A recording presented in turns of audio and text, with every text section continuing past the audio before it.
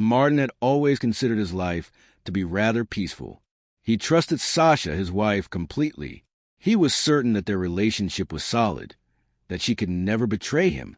He thought he knew her down to the very core, for they had been together for more than 10 years. Everything in their life was following a well-worn path.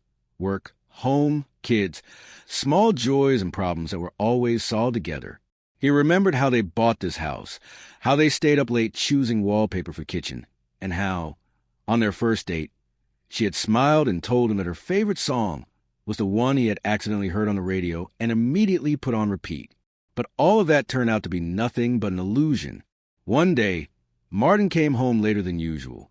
It was already late when he noticed that her car wasn't in the driveway, even though she always arrived around this time.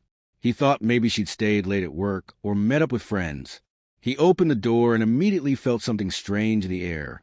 There was something off. Sasha always left the hallway light on, but tonight it was dark. He thought nothing of it at first. Maybe she'd just forgotten. He walked into the bedroom, dropped his bag, and scanned the room. Everything was in its place, but something wasn't right. It was strange how there was no clutter, no little messes here and there. Sasha always rushed, always left things around, those little habits of hers. He knew she wasn't home, and yet, for some reason, he walked over to her vanity. He didn't need to do this. There was no thought, no desire to search for anything, but his hand moved as if by reflex. In the drawer, he found a small note. The words on it were simple, yet to him, they felt as heavy as a stone that had just dropped into his chest. Someone had left it here. Someone who shouldn't have been a part of their lives. The words left no room for doubt. Her betrayal hadn't been a one-time mistake. It had been a choice. She hadn't only betrayed him physically, she had betrayed him emotionally, too. And he knew it. He had known it for a long time. Martin sat down on the bed, his eyes unfocused, and for a moment, he realized he felt nothing.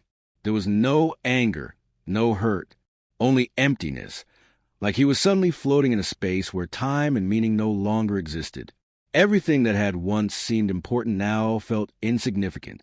He was ready to accept it, because he was no longer the person who had once wholeheartedly believed in their relationship. How had this happened? He didn't know. In a way, it didn't matter. He tried to remember the last time he looked at her with the same love, the same awe that he had when they first met, but he couldn't anymore. He knew they would talk about it tomorrow.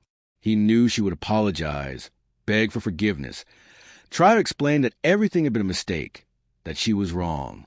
But it was already too late. It was over. He just sat in the silence, listening to the sound of water dripping from the faucet, as if the world kept moving on while he stood outside it, in some other dimension. He knew this moment would change everything. But at that moment, he couldn't understand how or in what way.